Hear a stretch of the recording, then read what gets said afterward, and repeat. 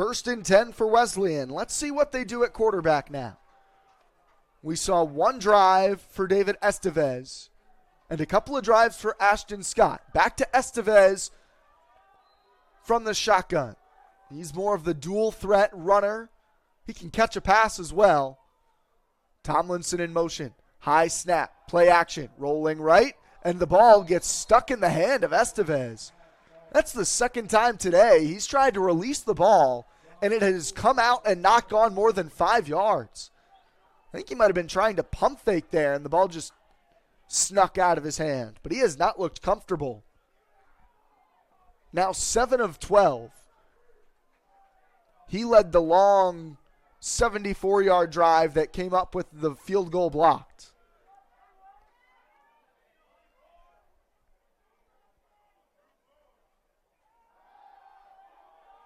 Catch made.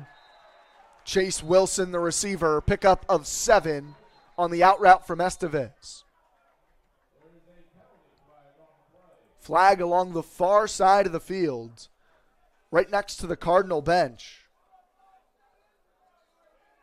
Waiting to see what the final verdict is there. Middlebury appears to think that it's on Wesleyan.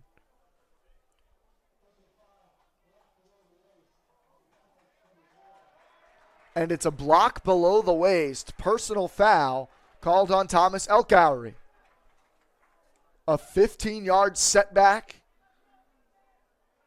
Not quite, actually. Half the distance to the goal from the 18.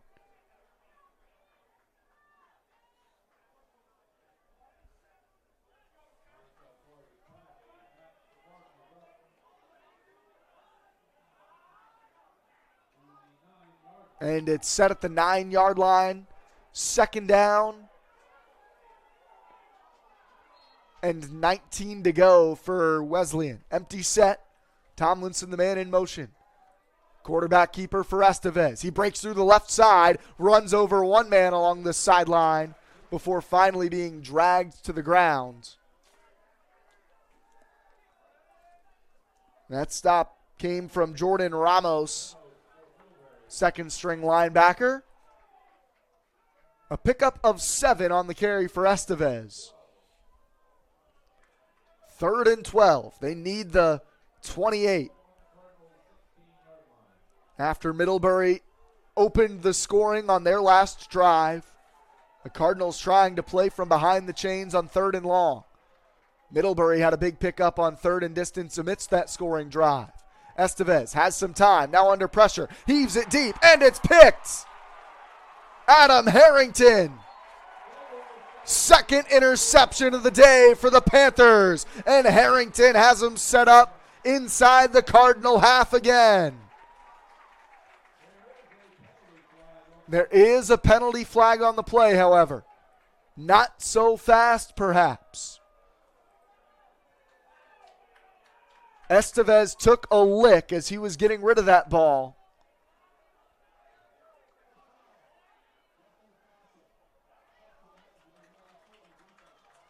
And it's a roughing the passer call. Dave Filius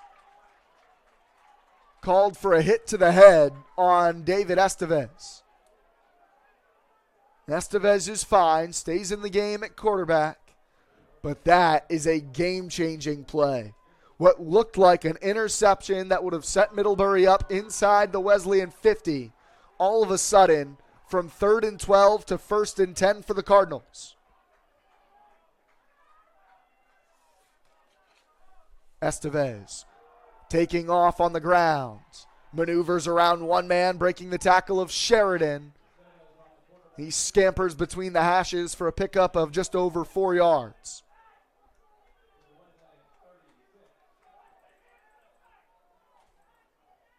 That's a big part of the game for David Estevez.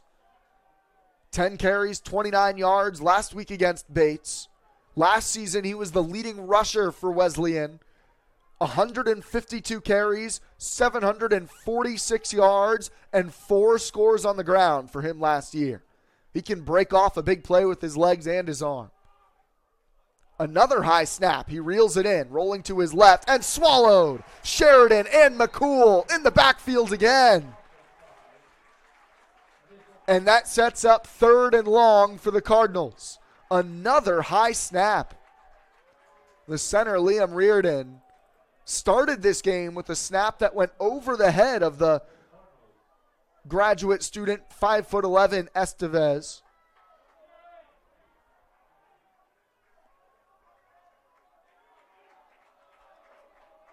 And that makes it 3rd and long. They were bailed out by a penalty on their last 3rd and distance try. Middlebury bringing the blitz. Sheridan along the left edge. That's where Estevez is rolling. He's under heat and throws it low at the feet of Sanchez. And it's Kieran Sheridan again bringing the heat. Already 5 tackles today for Sheridan. And he's assisted on a pair of tackles for a loss. He's been all over the field in the first half. Just under 10 minutes remaining, second quarter. And Middlebury will get the ball back after capitalizing with a touchdown last drive. Ball away from Mason Von Jess. Randall going back, makes the catch. Dragged down from behind. A solid play by Chris Gutman, the second string safety for the Cardinal. And now a flag coming in late. There was some type of scuffle. I believe that was Ezra Jennifer, the backup tight end for the Cardinals, in the mix of things, and Middlebury seems to think it's on him.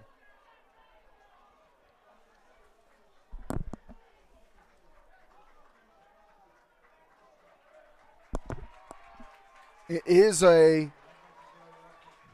15-yard penalty going against the Cardinals.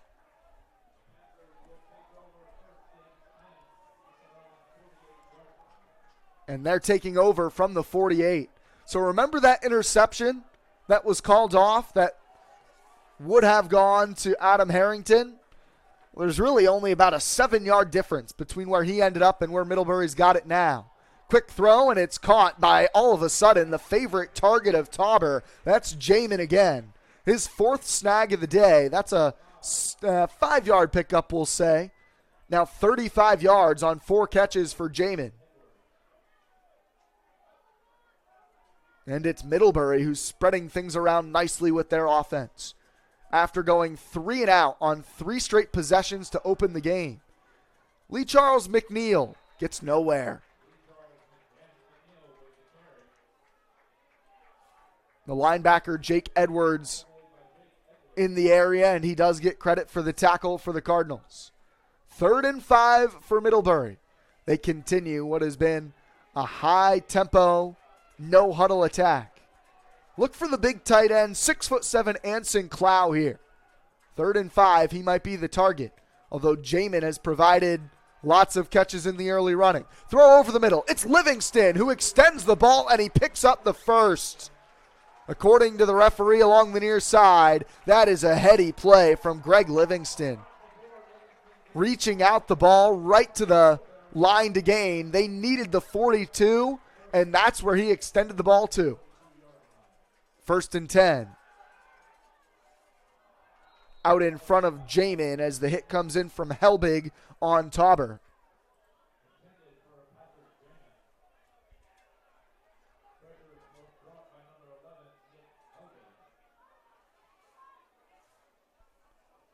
Second and 10 for the Panthers.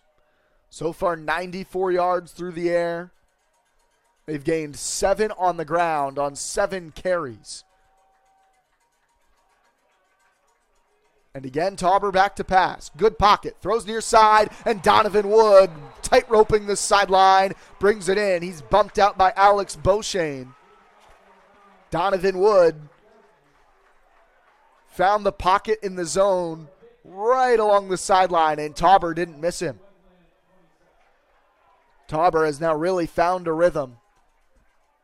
And he's looking right. Jamin is down the right side. Throw over the middle, and it's almost picked. Jack Nally, the safety, tried to redirect his path as Livingston was coming in behind. Tauber throwing across his body, a dangerous pass. He's had a couple that have almost been picked off.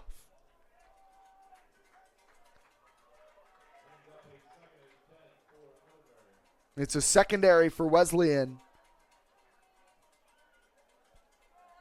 that was ball hawks last year. 14 picks. Thrown short to McNeil, and he's wrapped up behind the line to gain. Ben Carbo tornadoes McNeil to the turf. 3rd and long for Middlebury. This is almost exactly where they were on the field last drive when Tauber found Jamin.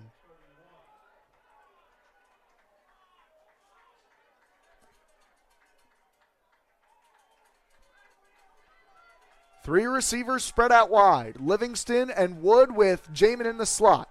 Tauber rolling left, throws it towards Jamin, and that's out of bounds, incomplete. Almost the exact same play, just to the other side of the field that they ran earlier this quarter, picking up 17 on a 3rd and 16, but this time they come up empty. And from this spot on the field, 4th and 15, it's an awkward position for Middlebury. Outside of field goal range, it would be a 48-yarder. And the offense is staying out there for now. They don't want to punt it away. They like how their defense has been playing. So far, really only allowing one drive, and they had a big stop in the red zone. So 4th and 15. Tauber back to pass, under pressure, throw over the middle. He's got Clow, the big tight end, rumbles into the end zone. It's a Middlebury touchdown. On 4th and 15, Anson Clow from Ben Tauber